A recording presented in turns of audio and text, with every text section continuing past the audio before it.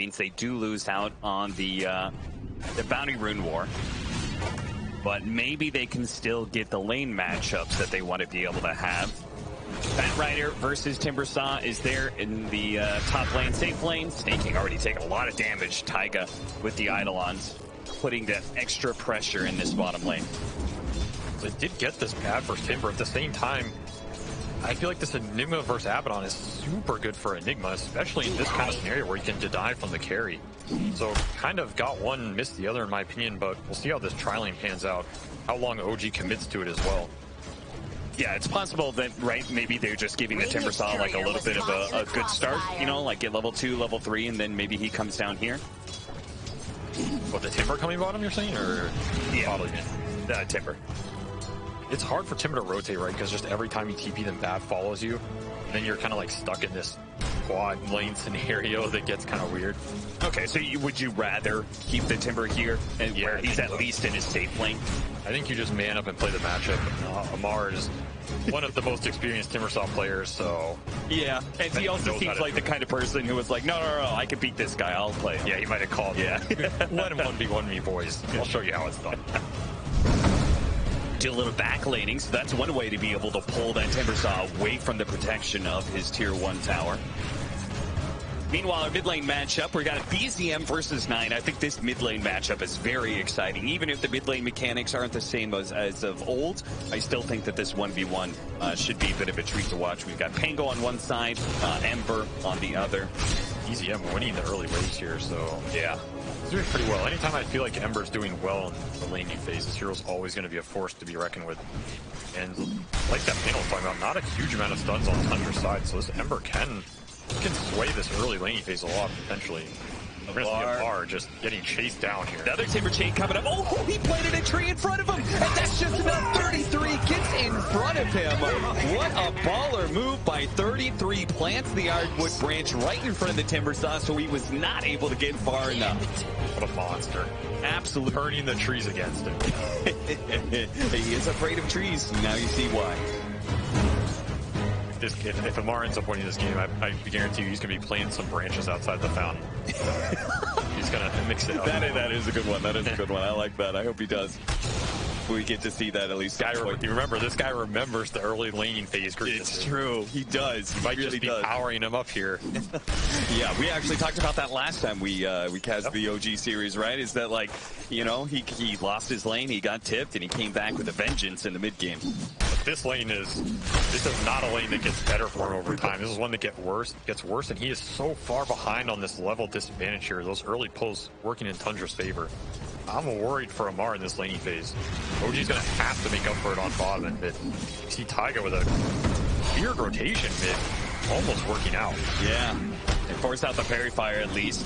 Misha, Yuragi going to battle here, going to war against Skeeter. Snaking being so annoying, sitting on the front lines, getting on top of Misha. He has to turn around and Nightmare before the stun can come in. Snaking relieves it with the abandoned shield, but they're not going to go for the dive here. Misha will survive. Uh-oh, Amar, he's after him again. The Timber Chain's not going to be up in time. A second kill for 33, as he doesn't even bother tipping Amar just yet. This lane is becoming a problem for OG. Like, this Batrider is getting massively accelerated. Timber cannot enter this lane again. Like, TV's back up here. I feel like he's just going to get dove again. And he doesn't really have anybody who can help him. Taiga doesn't want to go up there. Misha, I think he has to go up here, but all he can really do is sleep the bad aggressiveness, so kind of an awkward position for him to be in, but... Yeah, if the Keeper of Light is there, he just takes off the Nightmare. You're back to where you started. This is not the easiest position for OG already, but yeah, again, like, Bane has no choice here, because Amar is going to get dove. Yep, he absolutely is. You can see 33 thinking about it right now, but they do spot Misha while it's still daytime, so that element of surprise is now gone. I think your best counteract is, again, like, you're hoping this top lane, okay, it's going to go bad for us early, but Amar can come back. At the same time, you're going to hope Skeeter gets shut down a bit at the same degree. And honestly, he is. Like, his laning phase has been pretty disrupted by the early Enigma denies. He was tri-lane. So the Chaos Knight is not a hero that ideally wants to function from this bad of a laning phase. He can come back with just, like, armlet EHP in the fights, but But ultimately, he's not like some flash farming carry, right? He's not going to be able to get back into the game that way. It's going to have to be through fighting. He might even go down here. Yeah, he is going to go down. So his net worth is sitting pretty close there to the Timber size, slightly more CS, but he is not feeling great. And that is a big difference, right, between Timbersaw and Chaos Knight, is that I would say Timbersaw operates much better without net worth, but just having raw levels. Yeah, I would tend to agree. Like, Chaos Knight can have some decent power spikes. Again, that tread armor really pumps you up. Maybe you want to fight, and then you can come back by farming the map. But Timber, he can kind of do similar things, right? This is a hero that can shove waves super fast, get jacked. Amar knows how to rise on this hero. I've learned that from experience in pubs, so... Ooh, BCM slightly off the timing there with a sleight of fist to dodge the roll. Not that it matters. He did have a Remnant already out, be able to pick up the Arcane Rune. And it looks like Snake King is going to be able to pick up a kill on Taiga. Sure, his life is traded out in return, but you got to know Snake King's happy with that one, no matter how skilled his response is. Arcane Ember still chasing after him. BCM a little bit low on mana here. He's still going to go for it. One more slight. It's coming up, but 9 is already swashbuckled away. So instead he turns towards Saksa, but that is also a kill out of his reach. BCM saying, I don't need Coddle. I'll just get the Coddle rune, so to say. Yeah, that's true. Combination of a quick trip back to base via his remnants, and he's in fighting shape once again. Taiga's been pretty aggressive around these mid runes, like we saw the earlier gank. He sometimes can be awkward for Enigma, but I feel like he's having a decentish impact outside of that death. Even that was a trade, and he got his Ember the rune. They are really trying hard for this kill on a Bane that does not seem like they would ever be able to get it. But you got to try again, this time around with Keeper Light with a blast. It just might be enough, but it is not.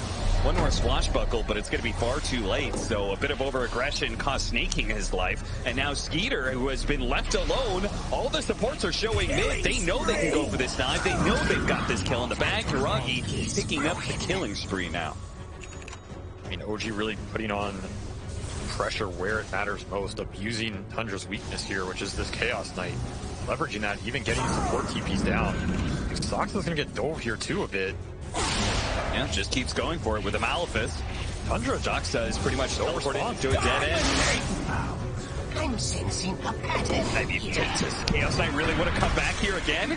He's going to try and go for the kill on a Taiga. Malefice is coming up in a second, though, so Skeeter could take a lot of damage on his way out. Malefice doesn't go down. Amar needs some help, though. This is the lane where Tundra is furthest ahead, and the Nightmare is going to be too late. He's stuck. Mar dies again. The one bright shining part here for Tundra is this 33 Bat Rider. And he's already got boots of travel coming out. So if anyone is going to break this game open for Tundra, it's definitely going to be 33 this game. Using that early boots of travel to sway some of these other lanes. At the same time, though, it might be difficult for him. We're seeing this Weaver just... Yuragi is not letting up on the early aggression, and this is a scenario where does Bat want to TP into a Weaver lane and try and skirmish this guy? This is part of that matchup and why they picked it for carry this game. Tundra's stuns are pretty limited. Yeah, one of their best stuns is Chaos Bolt. It's on a hero that's been super debilitated in the early game, so this is also freeing up Ember and Weaver to hit that mid-game stride. So 33 is going to have to be very careful about where he chooses to rotate and apply pressure, because if he misses out on a gank, it just means he's getting Amar way back into the game, right? Yeah, exactly. Like every time he moves on the map, this Timber is going to start shoving the lane. He's going to start farming.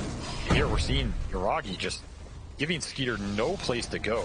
He's going to go for it. He's going to keep it up. There's going to be the miscoil to help out. He does pop the Phantasm. Yuragi's like, great, okay, I got you to use your ultimate. That's already going to limit your farm even more than it already has been. Here's 33 looking for, he needs to get this kill. He absolutely does. He pops the dust. Yuragi, Taiga to intercept. There it is. The Maledict. Is that stun going to be enough? It looks like it. 33. You would need a Dream Flame Break to be able to get this one. A bounce back during mid-range. He's going to turn around. BCM is out here. It's going to be troublesome for 33 to be able to get away from this one. Another slide is coming up. They do have the roll on the other side of things, though. 9.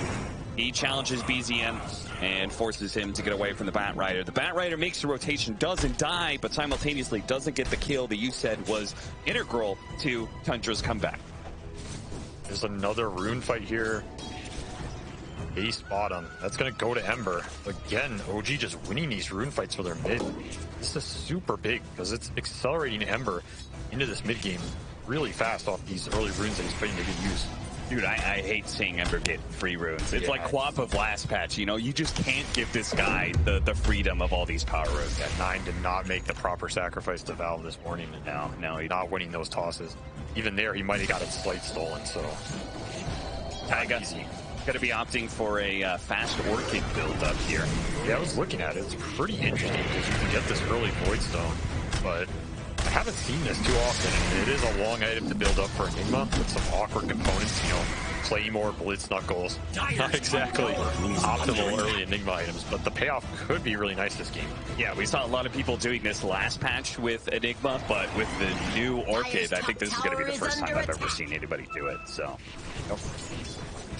Looks like Tundra will just trade towers here. Maybe not, though. I kind of feel like they should defend their safe lane this game. Like, the early bad bots. Pangolier loves fighting around his towers here. And I think it was like, try. Soxon's already TP'd in, so 33 on its way. Time to the black hole out. Flame break straight into the lasso. Very pretty combination there from 33. OG's all coming down here to collapse. No Tundra stuck. Mar wants to do business. Oh yeah, and he's got shops open. Big charges to go for it. He immediately doesn't even think for a second about whether or not he should go for the dive, just pure aggression. Or Butch nice Chamber Chain out, actually stuck. A beautiful Fiend's Grip on the side here, stopping the aggression of the Pangolier, but finally it's led up. The last bit of roll is going to be able to catch the Bane. Still looks to be able to catch Amar, but Amar is far enough away with the Timber Chain. 33 chasing Taiga on the other side of things with a TP scroll, though. And Tundra does successfully keep their tower alive and does not get smashed by the sandwich OG was looking to bring. That's part of the power of this Coddle Abaddon supports, like fighting around that tower, double sustain, the heals coming out from the blast and the shields. Yeah, meanwhile, Skeeter, he's catching up. So this game is kind of like, you know, I feel like the teams are trying to make aggressive moves, and if it doesn't work, it's allowing the hero that was destroyed in that early game to come back. So initially it was like Amar, now it's Skeeter, who's, you know, both of these heroes, both of these cores who had their early farm diminished are being able to get some semblance. And it's kind of about what 33 can get done and what Yuragi can get done, because I feel like they're the most accelerated in this game, and they're both very powerful early game heroes who can join the fights easily. Like this Weaver with Maelstrom. He wants to fight, he wants to farm, but he also wants to be farming heroes with this, you know? Yeah. Like, this hero is super powerful in these early skirmishes. We saw it bottom, just getting the dive train on. So, OG, they're going to have a second Maelstrom on this Ember pretty soon. I think that's going to be a signal to... Oh, the early diffuser blade. Good read, though, from BCM. He actually already had a Remnant out preemptively. That is the strength of this Pango. This is why Tundra likes this hero so much. Usal timing is insane. Just the early mana burn. Like, if you ever land the full mana burn on Bane or Enigma, that's basically one of their spells. They're just not getting off in a fight. Yeah. It's super annoying. So you were talking about the basically the matchup and how these two cores want to look at this game. So would you say, for the most part, that a more static game is favorable for Tundra because they need their Chaos Knight back into the game? Or is it a little bit more finicky than that? These things kind of change depending on where the farm rates come out, right? Yeah. Like, once heroes start to get different items, once this Ember and Weaver get their second item or so, even on their way to their second item, these heroes farm insanely fast. Enigma's going to start to come online as that third core for OG, which is going to be interesting to see how they bounce that between him and Amar, because Amar's kind of in catch-up mode, and Timber can play this distraction, like, pseudo-utility route with some Lotuses and Mules and stuff. But knowing Amar, he wants to get farmed, so if OG gets away with it right now, I think it favors them. But at the same time, it's gonna get hard for them to get away with it here with this bad Coddle and Pango who can just be everywhere on the map. Yeah. Taiga again gonna be caught out in this bottom lane. He just continues to try and farm up this lane. Maybe it's better for him to be ganked than some others. I don't really know, but you can see BZM. His rotation down here felt a little futile. This is where 33 just has to close out parts of the map where their strengths are now. He is a beast, and they don't really have any of those early dispels or saves or, you know, napalm resets. You can get a lot done in these early skirmish fights if you can find them. At the same time, we do see Taiga go back for that blink, and I feel like this is the correct choice this game. I think he needs to get something done with these black holes. be a bit more aggressive with his Ember and Weaver. Like, if he can ever black hole this bat or black hole this Pango and just get the core kill for his life, it's super worth it. Yeah. See Bat Rider operating all over the place after laning phase. A couple of kills that he got on Amar in the top lane, but otherwise he's made an appearance in both of the other lanes. As a result, the score is 7-7. Very, very even game right now. But OG have just picked up that Blink Dagger, so an opportunity for them perhaps to win a small skirmish or team fight. I'd be looking top. Oh, Yuragi TP's out. Again, this tier 1 bottom is constricting their map, and you just don't see a lot right now. Like, they have one dire ward bottom and basically nowhere else. I see creeps hitting mid. That's like the next best piece of vision, but they know no one's even defending this, so I think it's part of why OG's so scared right now. Like, hey, why was nobody defending mid for a while? It's a very weird tower to be undefended, that's for sure, yeah. I'm kind of surprised this mid tier 1 got chipped so much this game, like, in general. I don't even remember anyone really chipping this. Yeah, it's a Pango versus Ember. You're not really expecting either of those heroes to be laying in some tower damage, so that is kind of interesting, yeah. Just the rogue catapult, I guess. CMR, he did rush this Lotus, so he knows what has to be done in this bad Timber matchup. And Lotus is incredibly strong versus this patch. I feel like even more so than some other patches, but the heroes collapsing from Tundra. They are going to be able to find a kill onto the Bane. For a second there, you're looking at from OG's perspective, they were the Predators looking to be able to catch 33 underneath the tower, but now DCM, oh no, disarm from 9 allows him to be able to get the deny on the tower, and a little pause to celebrate the victory. They did, we're having some Discord issues during the draft as well, so looks like this might be a continual thing that'll hopefully get fixed soon. What a disarm. no tower for you, sir. All right, so if you kind of pointed out that this bottom safe lane tower that Tundra has managed to keep up, you said they should defend this, and they have been, and they've kept it up, and you said it's constricted map for OG and causing problems for them. How does OG rectify that? Like, should they just, is it as simple as them just like 5-manning bottom with this Blink Dagger on Enigma? Is that enough team fight for them, or is Tundra's defense like too strong just to do something so bold? I don't think you want to force it. We kind of saw them earlier kind of angling to do that. They brought the 4, but it just becomes so awkward when Tundra commits their whole lineup down there, like to dive in a Abaddon, to dive this Caudal. You're basically giving the fight to this Pango Bat, and then Skeeter can choose to come in later, right? If the fight's looking good, and he'll just clean it up. It's just way too hard to dive them like that unless, you know, maybe if this Timber was having an insane game, but I don't think they have to force it at the same time. We saw like Yuragi went top and he kept his top lane in, kind of playing the opposite side of the map to try and force Tundra into an awkward position.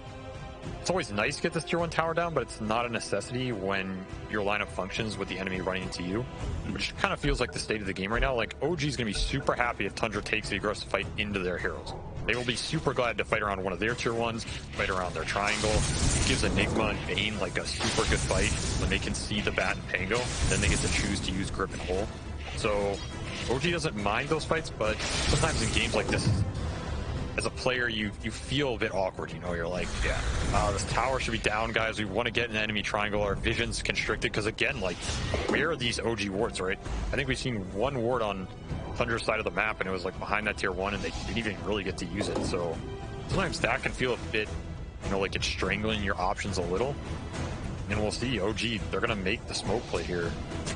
Where are they going to go? This is part of the issue. This tier 1 mid did die, so they're just going to look mid. Yeah, they see some options here. 9, perfect opportunity. He jumps forward. They get a full out Beam's Grip on him. He's dead. Snaking cannot be there in time. And if anything, Snaking may actually be falling for it. It's just super low. Enough to be able to pop the ultimate. That's good enough. But yeah, those nukes, they got to be careful on some of those backline supports. That's another haste rune for Ember off the back of that, too. Oh, jeez.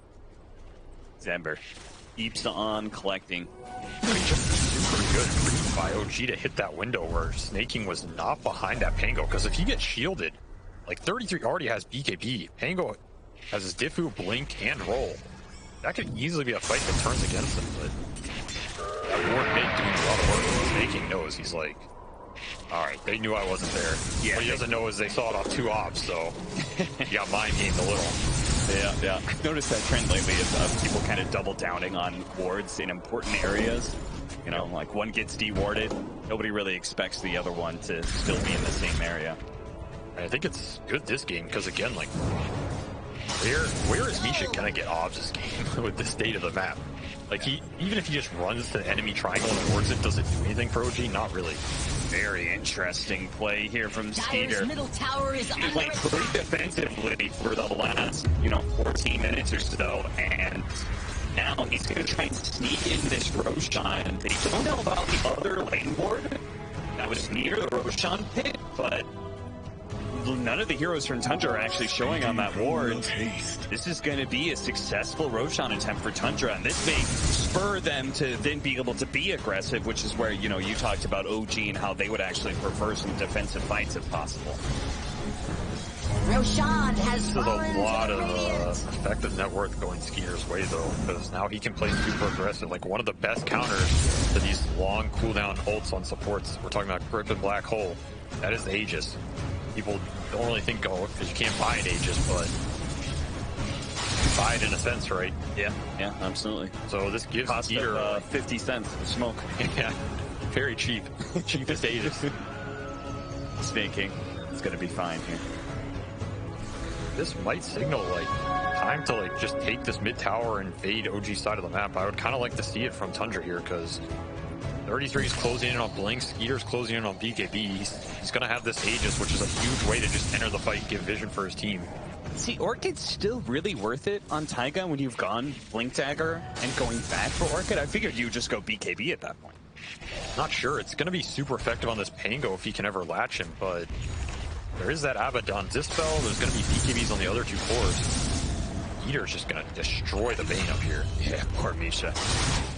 Tried to get that Nightmare, but Skeeter was a little bit too quick there with the fingers. Did manage to get off his ult first. BZN will try and clear through those from distance with a sleight of fist. He's got his BKB. The Batrider has his BKB. They've got an Aegis. This looks like time for Tundra just to start forcing things. Trying to chain stun this Ember top. That was an extremely bold kill attempt. Might try and roll and then reality rift him into the roll. Yeah, maybe. Yeah. But they will get mid tower off this, making just putting curse to work. middle tower is under attack. BKB gonna be forced out on 33, and they can still get the deny on the tower, so we are even Stevens as far as that goes. And OG, they are not scared of a fight just right this second, because the Chaos Knight was still top, but as the seconds dwindle by. At TP's bottom, Coddle also TP here, so OG don't know. Tundra was super good at not showing their heroes here. That's partially why they did not want OG just getting a hyper-aggressive fight around mid. Misha, his smoke going to be broken by Snaking. 33 going to go for the kill. The Nightmare goes down. Of course, the shield will rectify that situation. You can see 9, he's still playing defensively, even though we know this is just a free 5 position. They're a little bit scared of any sort of response from OG. The truth is OG is all bottom lane, but they couldn't find Soxa either.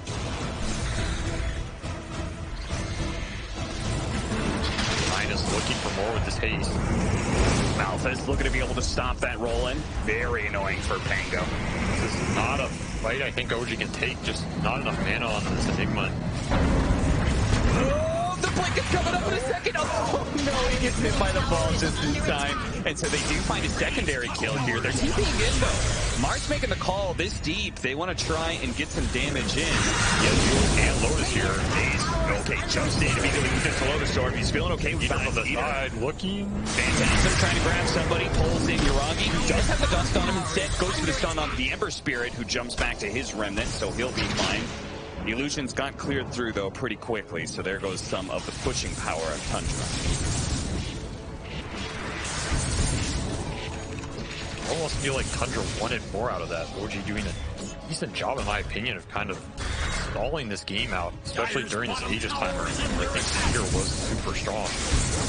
Does not feel like they got almost anything out of it. Well, he's got one last hurrah. He's got a minute 10 left and a Blink Dagger that's going to be coming in. So they'll have like 40 seconds. By the time this Blink Dagger gets here, they'll have a solid like 40 seconds to try and force some big team fight around that initiation pool. They pre-smoke.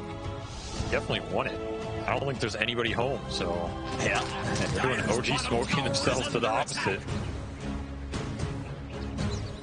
Completely empty territory here. They know it too, with the Bat Riders circling around from behind. So they're just going to claim this off-lane tower. OG may try and do something similar here with the idol on the push.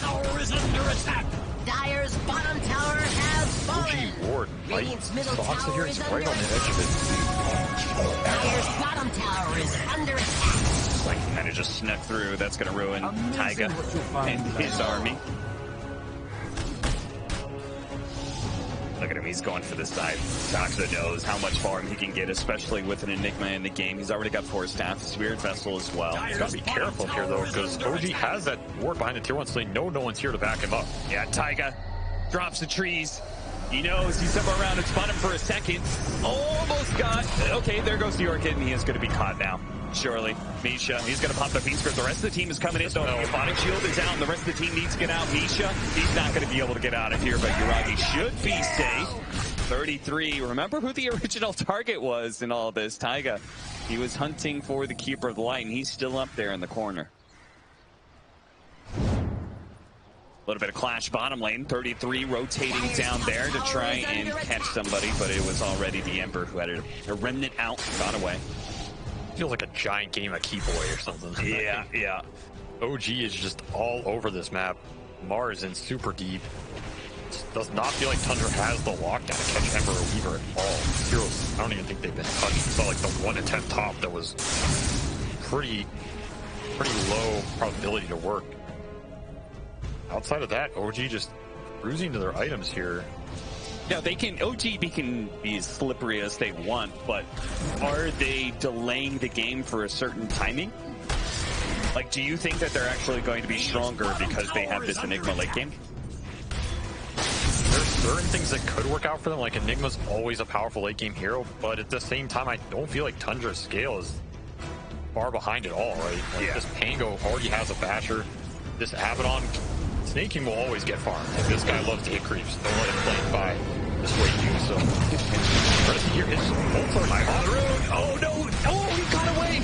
Barely into the illusion before the sun could come out. Now 9 is looking to be able to hop away from Yuragi with the bug still on him. It's a little bit dangerous. Snake King is probably going to get caught up by the chakra. He is. Mar snatches up that What a kill. sleep.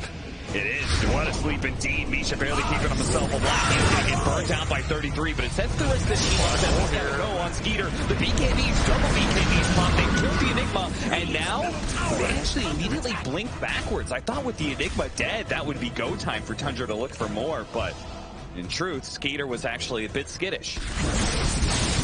Tundra's just super respectful of their own BKBs. Like, when those BKBs are down, they do not want to fight.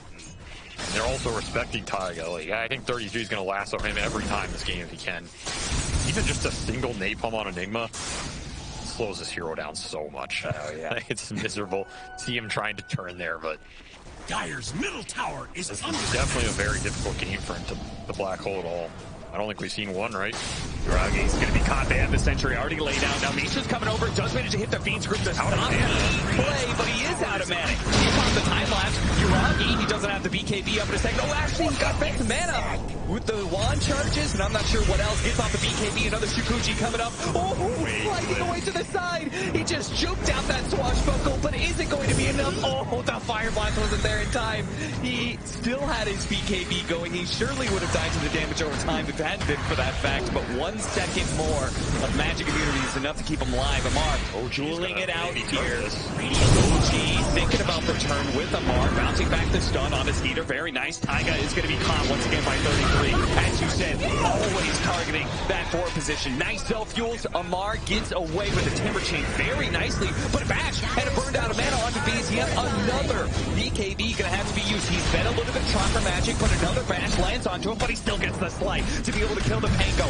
Now, he looks for a way out, trying to keep inside of the trees, outside the vision. Oh, got pulled out last. It didn't matter. The stun was already there, but Skeeter, just a sliver of HP, managed to get one armlet toggle off. Yuragi looks for it, but the blink out is there, and OG realizing they have to be a little bit scared. 33 doesn't have his BKB. He's caught the Orchid, and he's now dead. He overextends himself on Amar, and the rest of OG do at least find some recompense for the Ember kill. Taiga He kind of regrets that buyback a little. It's going to hurt his DKD progression. Wishes he didn't have to do it, but putting this Orchid to decent use and big fight from OG, honestly. Like, that's going to bring this Timberwolves back fully into the game, even though he wasn't really out of it. Yuragi with the Gleipnir, not an item you see traditionally like this late in the game, but I'll tell you, like, Tundra's been popping their BKBs a lot this game. They're going to get down to that 6 seconds at some point, and this Gleipnir will win those later portions of the fight. Like, this thing's super annoying for Bad and Pango. Oh yeah, and a great solution to Chaos Knight when he pops Phantasm as well, right? Like, he can save his teammates, he can just gunk up the fight. And again, if these fights last a decent length, like we saw there, I feel like it has to favor OG. Just the amount of slights, the Weaver Bug minus armor, the Gleipnirs, the Orchids. I just think OG supports have to play these fights super careful in terms of positioning, because we saw there, like, the instant Tundra sees his Bane or Enigma, they are instantly going to jump. Yeah. Gem picked up for Snaking, so they're looking to be able to get that early vision control. We've seen how important that has been this patch with the early gems being grabbed, as well as, you know, the Helmet Dominator, big controversial, but the pickup of the Harpy Creep. If what you're saying is true, that these longer fights play to OG's favor, then that means Tundra needs clean initiation, which requires OG not having vision in that area, right? Yes, the vision is super big this game, and I think that's why we see Snaking thinking about this HOD, i.e. Harpy in the gem build. The only limitation there is just finding the Harpy after that. This is idling ward to the high ground, looking for any wards. They do manage to get the stun. The Molotov goes off first. He actually got the longer stun on his Skeeter, but 33, Taiga, that's a die back for him. Ward still through Lightning as well as the bugs. Do land on several heroes. Misha's going to be caught in the side by 9. They're going to turn back to him, but the Aphotic Shield quickly relieves some of any disable as he hops over the cliff, down to the river, down to safety. Snaking, though, will go back face to face in a grave. And Aphotic bag. Easier for Tundra. The Gladiator is going to be able to catch shield with the flight there as well. Back another stun onto the Chaos Knight. Amar on point with this Lotus Orb, and now it's just a free-for-all. Whoever they can catch at this point in time, a buyback of the event, that's not going to be enough to save Soxa. In fact, he's just going to die right away. Right next to Soxa. Peter comes back in, does manage to get the kill on his horse, but at what a cost. No BKBs. They respected their own BKBs for so long, but what happened, SVG? Weaver is destroying everybody. They got it into their heads that they could fight with just the sheer numbers, but nothing matches magic immunity. So many heroes dead on the side of Tundra, so many with dieback. Let's go ahead and throw a courier on top of that one. A very composed game by both sides, and then Tundra seemingly crumble in just one awful fight for them. This Gleipnir plus the Slight and Chain combo is just destroying them when they don't have BKB. 4 diebacks. We see Amar's damage there. You can hurt this guy in the lane, but honestly, you might not want to. At this point, give him an easier lane, you know? He's got like a real life barber, you know? The more you hit him and just be flicker on, he becomes more terrifying. That's that long style chase down fight that all these heroes love. Thunder does not have the stuns to stop this Ember Weaver once those BKBs are down, just kiting them, playing with their food. Who needs Black Hole? Might not even see one this game. Yeah, seriously. Like 33 has been so focused on making sure there is no Black Hole back. It just seems like the Ember and the Weaver have free games. Now, in that discussion, though, is he still making the right play by going after Taiga, or should he be reassessing right now? At this point, it kind of feels like it isn't, but at the same time, if he doesn't lasso Enigma, maybe Enigma just black holes his DK or Pango, and then, oh, why didn't he lasso him, you know? Yeah. I don't think it's a bad play, but it doesn't feel like Tundra can take the fights afterwards. You have to think about setting the fights up in a different manner, right? Maybe you need to find this Ember or Weaver on their own, bursting off the CK goal. It was also a fight into OG's outpost, which gives that Bane free entry back into the fight. OG can abuse these buybacks. Those are difficult fights unless you have the Bane power. Bottom tower is under attack.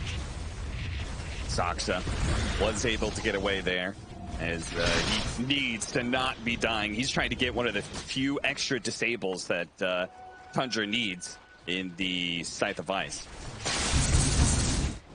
But OG now up 12,000 net worth against Tundra, who going into this series was 3-0, OG 2-1. And remember, there was a history of Tundra repeatedly beating OG until the start of the DPC this year. This last season, they did manage to get a victory 2-1. And maybe that's the beginning of what a sleep. Isha out on here. Oh, he's rented it there, but the Orchid comes through. And that means a full feed script, and Snaking's not even going to try and stick around. That is a dead Skeeter unless he can go for, okay, he just demolishes that poor Enigma. Skeeter's still dead, but at least he got something on the way out. That's the life of a 5 sometimes, you know? Yeah. What can you do? Honestly, I guess his BKB's already at that 6, otherwise, that's worth it. It's worth it. You take that. Sure. I do not feel like this game is getting easier for Tundra at this point. No. Like, double Lincolns now on these OG cores. Who is stunning? Double Shikuchi charges on Yuragi now that he's level 25, so. Does not feel possible to kill these 2 cores, honestly. Like, need to get some crazy Pango chain stuff. Like, you better hope OG takes the fight with 5 heroes on top of 1 stair. Another level 25 just came in. We have the Ember Spear with the 2 sleight of fist charges, so there seems to be a theme of 2-2-2 everywhere. Amar is closing in on his level 25 very soon as well, so massive upgrade. This is not an item I see on Timber a lot. Like, usually you end up with Octarine or used to be Bloodstone to a degree, which I don't think is popular. It's not, you're not going to buy it now, but yeah. Very interesting item pickup. I mean, again, like, this guy is so tanky with the double dispel. Looks like Radiant closed the Extra blast status doors. resist. Feels untouchable as well. We're going to try. The stairs. I mean, is he even taking damage? Yeah, he was really not. They're going to keep trying to flame break him, but he does have the Lotus Storm to relieve some of the sticky napalm stacks. And now it's like, okay, you've used one of your big team fight abilities, and I haven't taken 80 damage. If anything, that gives us more incentive to keep this push going. Look at how far back Taiga's standing. He does not want to get lassoed right now. He's so terrified. He's like, I can always run in late to the fight. I mean, But this is correct. This is 100% correct. Like, this is how far back you have to stand in these types of games. Because he knows Tundra's trying to flank, find the support switch. Honestly, they're not even doing it. I think they're only routing the fight. Like, you cannot touch these CG heroes from OG. It also means the creeps are well protected, so backdoor protection was up for a second, but now the next round of creeps are here to break it. Biggest thing for Tundra is, again, this 33 initiation. He has double lasso now. Have fallen. He's got to find the right targets. It feels like it's got to be this Enigma +1. At this point, Taiga does have that BKB fit. Honestly, there's too many targets. He needs a couple refreshers and a couple lassos here, but Yeah, I almost feel like he needs Aghanim Scepter, right? I mean, that's one way to get around Lincolns, right? If heroes are next to each other. yeah, again, the double Lincolns, the Lotus, he could just get randomly gripped. You hit Orchid in and then stacks his BKB a little. There's a lot that can mess with him.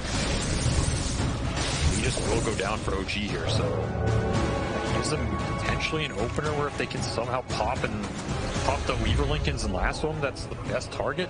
Because he just bought Scotty, he has no buyback. Tower is under attack. They also do have the vision mechanic. They've got the Harpy. Pray to the Harpy gods. This smoke is going to break on the Harpy here. See if they can find the initiation. The supports are going to be gone on first. They already have the bugs, but they do have the roll-in. A pretty nice one that interrupts Yuragi, but ultimately the BCM, look at him go. Ember Spirit pops BKB. There's Tundra on the black hole and catches the Chaos Knight just as they were hoping, and it's a little bit too late for the lasso to come in and save anything. Nine trying to protect himself with the roll-up, but he will also be dying here, and Taiga walks away perfectly healthy. May have been lassos, but no damage behind it. 3 dead with no buyback, and OG, they're just going to run at the base. They're just going to go for the throne, and there is nothing Tundra can do to stop it. He just felt like it was slowly slipping away for Tundra for so long. They could not get a concrete move. That Rider was super strong, but that's also a little bit of the downside of this hero this patch is this lasso is a long cooldown. You can't just rely on this hero to take over the entire map. It was a good team. We first got split push, ratted, and eventually we saw like those two super long fights. I think 33 trying to make something happen with this refresher, but I just don't even think he has any damage at this point. Come on. He wants the high five. Yeah, please, high five me. Great lady face bug. GG gotta be called as 33 does go down. The last winnowing hope for Tundra and a comeback in this game one, but OG denies that. 39-minute game by them. Very even for the first 25 minutes or so, but I can't help but thinking back to that one team fight. Do you feel like OG was already kind of like winning the game before that team fight, or was that just like the